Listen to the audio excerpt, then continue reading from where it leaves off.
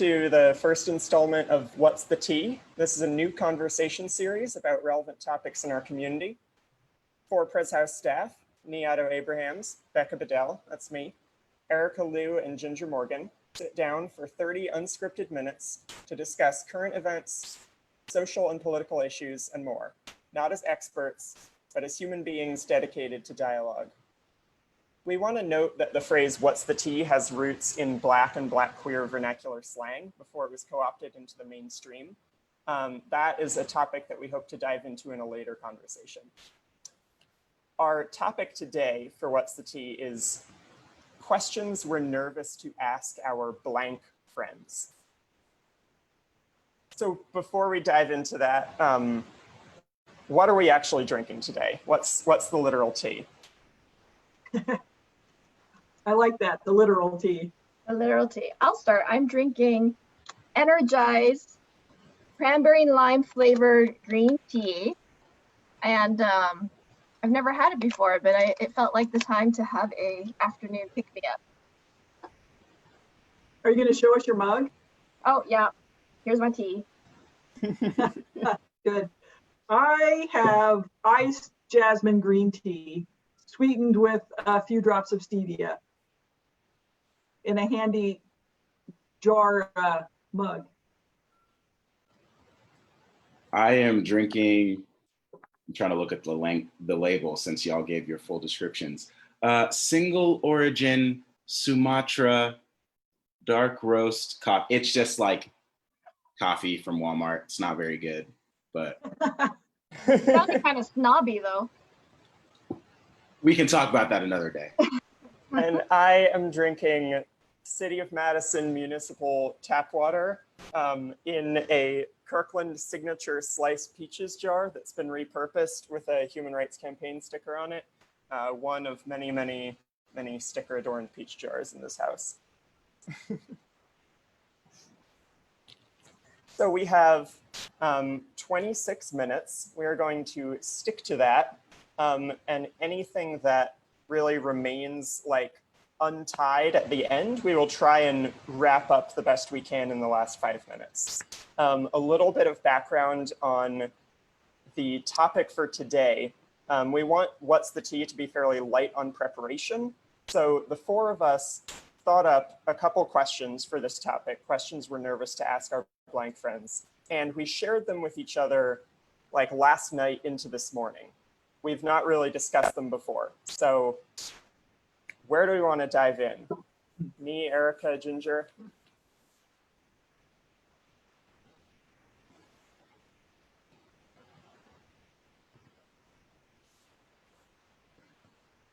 Well, maybe I'll start because Nia and I separately came up with a very similar question. Yeah, I was actually thinking that same thing. So I'm curious because, you know, so I'll ask the question that you put down. You said white college friends, ... Who did you vote for? And I had put down white people from small towns, ... Who did you vote for? So I'm curious, Nee, what's kind of behind what you chose? Yeah. I think in some ways this will come up if we get to some other questions a little deeper, but part of it is this like, there's a sort of fear there of not knowing who people voted for in 2016 and like what that says about who they were and how they were thinking about like our nation and race and gender and all of that stuff at that time. But it's also connected to like the upcoming election, because I know for a fact that I have friends who voted for Trump in 2016 who are not going to vote for Trump in 2020. But I also have some friends who like, I don't know who they voted for in 2016. And I'm like really nervous that like 2016 was Trump and then 2020 is going to be Trump. And as much as I want to say that I'm a person who can like hold on to a friendship through political difference, this time doesn't really feel, I don't know. Maybe I'm a bad person, but I don't know if I can do it. It feels higher stakes, like the 2016 election, like it felt like it changed something in that it became almost taboo, like way more taboo, I feel like, to talk about who you voted for. And in certain spaces, to take it as a given.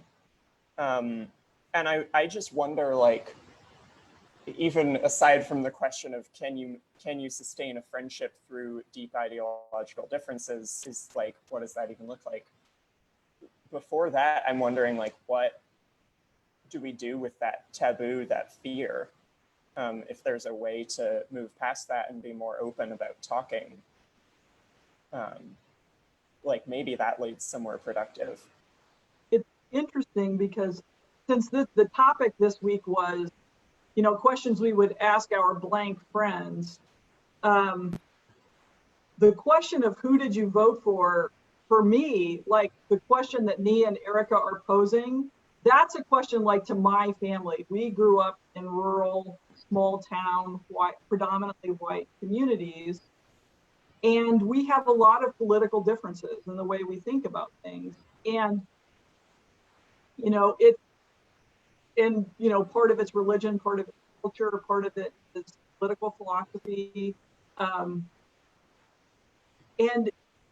it, you know, I sort of echo Nee's sense that the urgency of the difference, like there was a certain amount of, you know, disagreement that I can outline with Reagan policies or Bush policies or Cheney, but the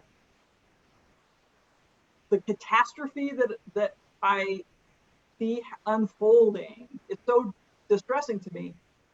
But what I was going to get to, I guess, was when I have to sit with my family, I have tried to learn how to really be curious, genuinely curious, to understand something that is so fundamentally different from how I think, and not to start with the assumption, why don't you see things the way I do? I don't understand. I mean, because that's really like what's in my head is, I don't understand how you think this.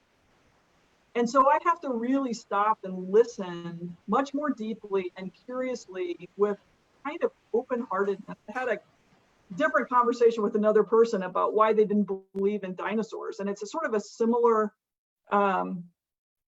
you know, how they put things together, and to really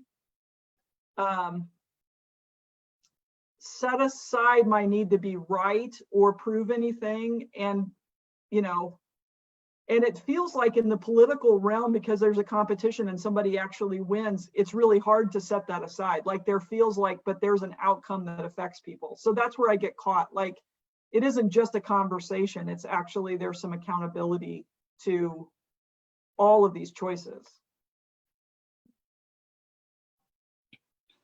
Interesting. Well said. So, you know, our family just went on a trip to Viroqua, Wisconsin. So we drove through a lot of small towns in Wisconsin to get there. And as you see in Wisconsin, lots of signs for Trump, Pence, but also Biden now, dotting the farmlands and where you drive. And I've always been very anxious and nervous to drive to small rural areas as a person who's not white. And I think that question for me is one that raises kind of the assumptions that I carry, which is when I think that question, I think it's because I want to be able to say, I know then something about how you're going to look at me, which I don't think is fair, but that is my gut reaction, that I want to have something to know how to pigeonhole you and therefore know how to act around you.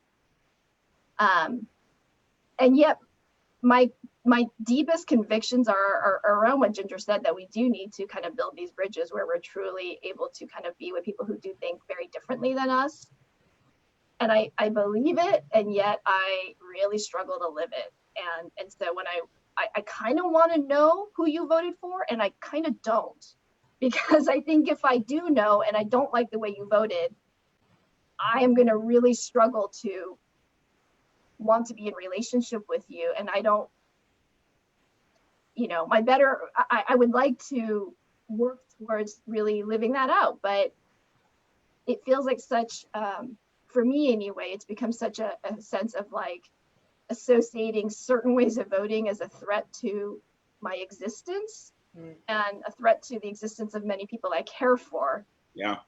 And yet I don't feel like that's a fair, like, to jump all the way there, like to say you voted for them, therefore that means I am like in critical mortal danger. So yet that's just how I viscerally respond. Like my body feels it.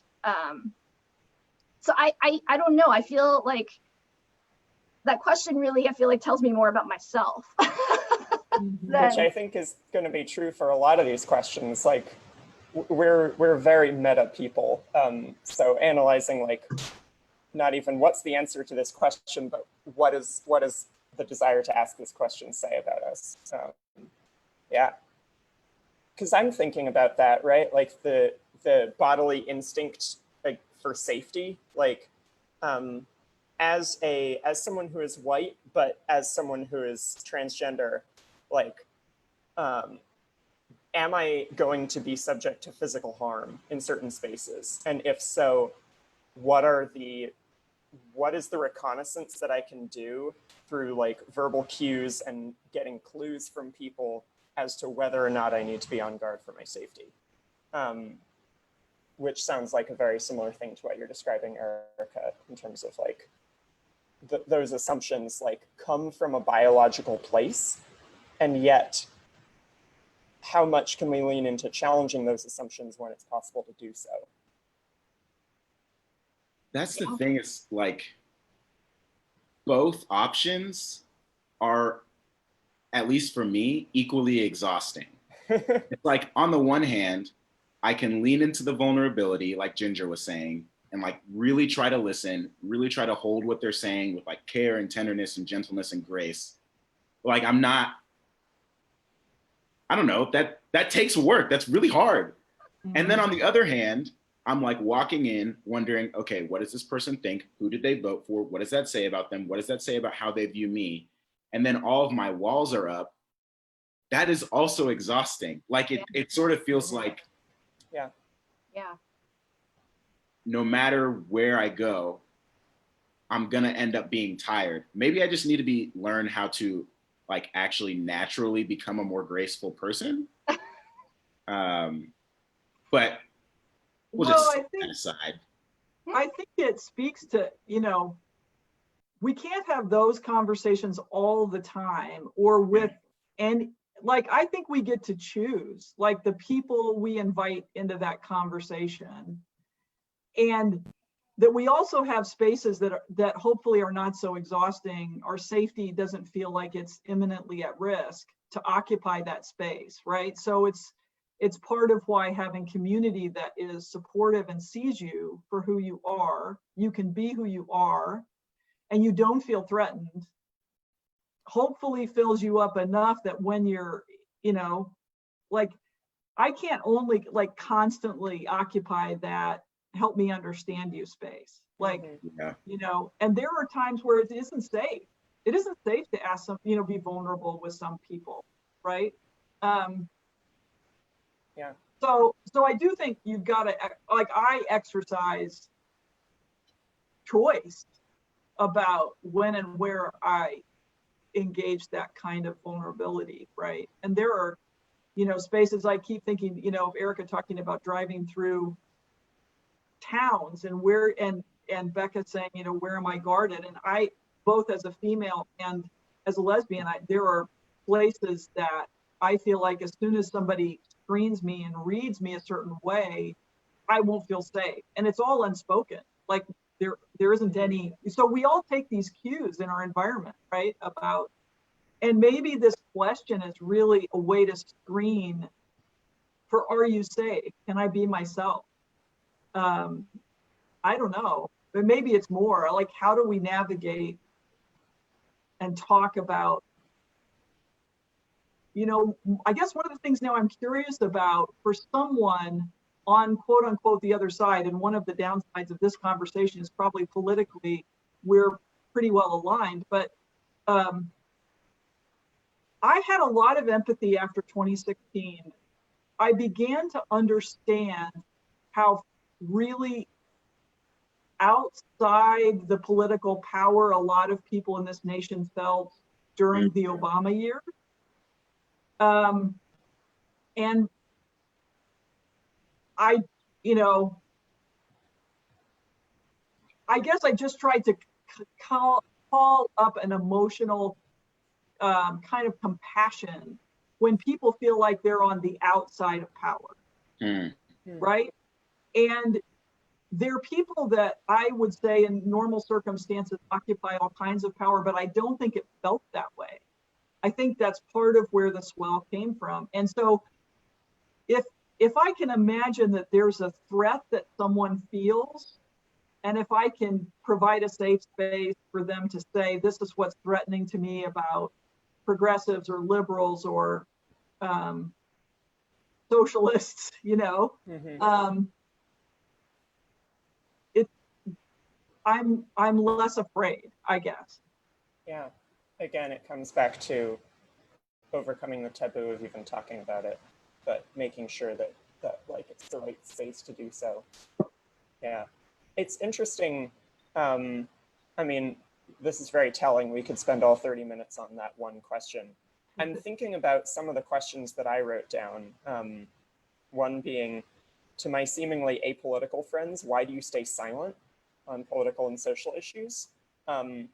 Which Nee apparently resonated with as we were writing these down. And then to my cisgender friends, which is most of my friends, just because that's how demographics work in my life. How often are you like troubled or confused about trans people's bodies or pronouns? And I'm identifying that both of these questions are coming from this place of, I am worrying about this thing and I am thinking about this thing. And somehow I'm worried about whether or not you're also worrying about it. Like, I'm worried about my safety. I'm worried about politics. I'm in this, as Nee was saying, sort of exhausting zone of making judgment calls about my safety.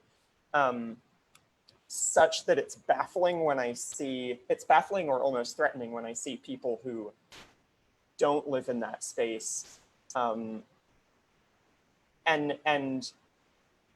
I just want to name that, like, that it's interesting to think about why does it bother me, and in what ways does it bother me that politics is a much less active part of some of my friends and family members' lives. And on the question to cisgender friends, like,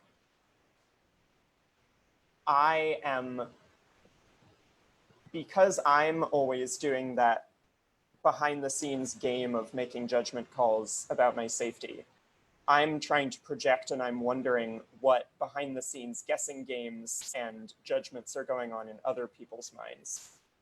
And so it's this like projecting, like, why is this person thinking or not thinking this way? Which when I say it like that feels like, why am I trying to play these mind games, right? I mean, maybe, but it's also like, I mean, you and I have talked about this in another situation where this question of like how other people see me is really important for like how I then feel able to navigate the world. Yeah. Like whether it is about gender or like gender expression or like race, and like whether you like identify as a particular race in a way that people can discern, like this question of, am I, like, do you see me as who I say that I am. Right. Because it like, I don't know, if they don't, it's really, really tough. Yeah. And it's the question that you wrote down, Black friends, do you think I'm Black enough? Yeah. And I remember us talking about that and like the difference between an identity that you hold or you claim versus what people put on you. Yeah. And that is like, it's an interesting one, I think, for me in terms of my journey and like coming to understand my own racial identity, like as someone whose parents are Ghanaian and like I grew up in a very, very white town. So like I didn't, because my parents are African and I grew up around white people, I did not conceive of myself as Black. That was like something that I had to learn that I actually was, even though I wasn't. And in some ways that like parallels like someone's journey of like with maybe with gender, but like there's also differences. And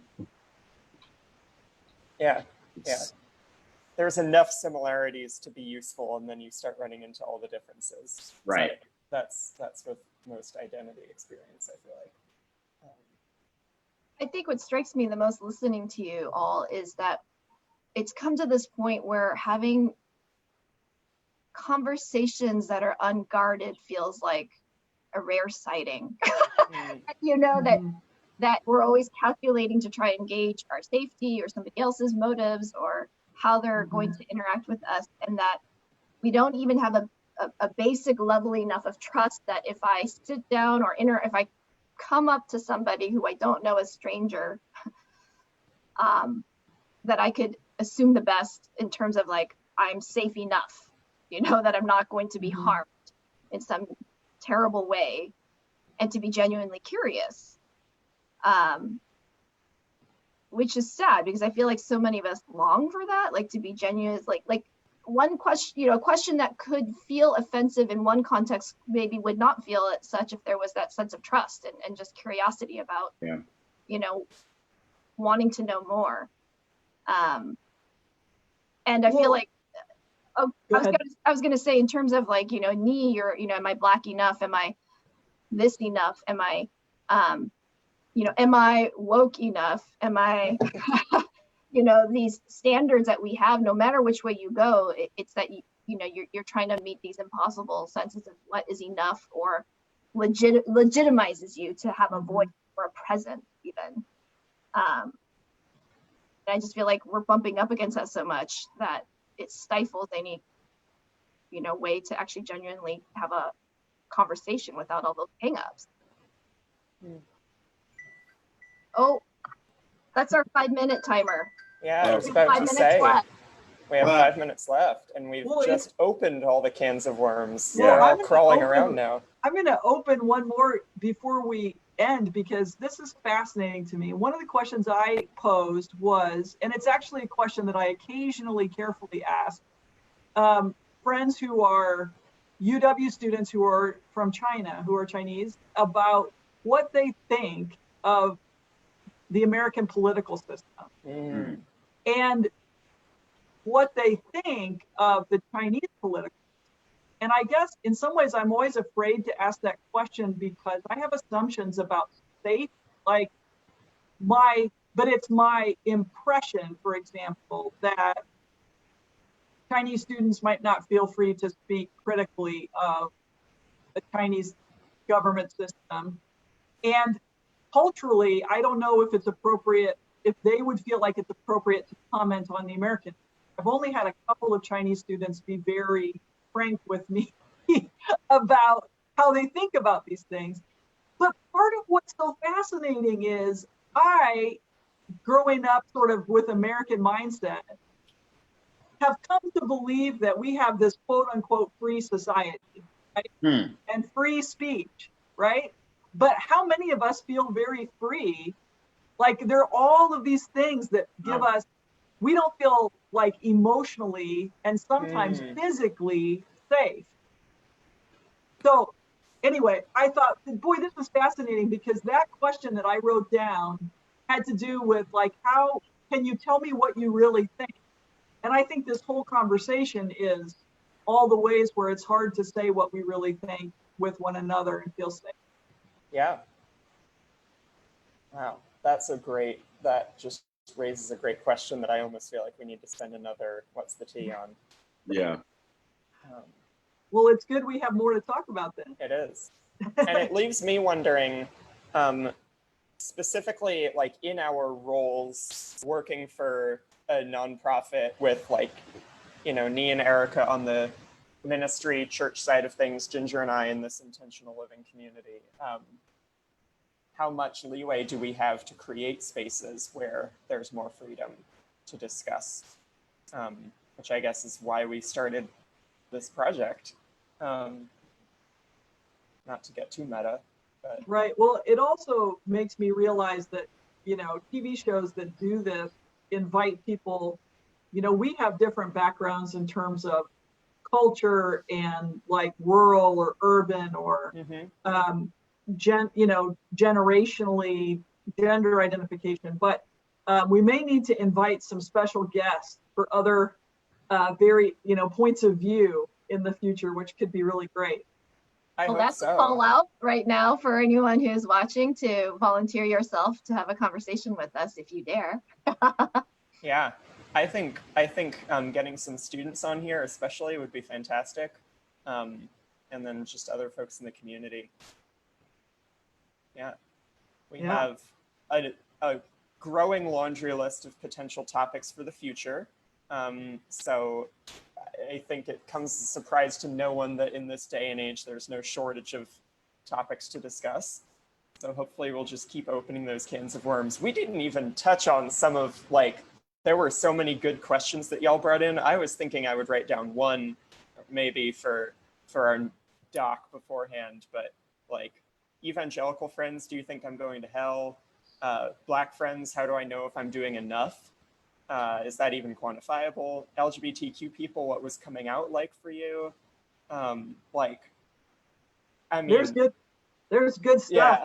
More to talk about, more to come. Yeah, that's for sure. Well, thank you. It's always good to talk. Great to see you guys. If people have suggestions of things you'd like to hear us talk about, drop us a line. We're at presshouse.org. Yep. Reach out to us. Maybe you'll be on here in the future. I guess we'll see you next time on What's the Tea.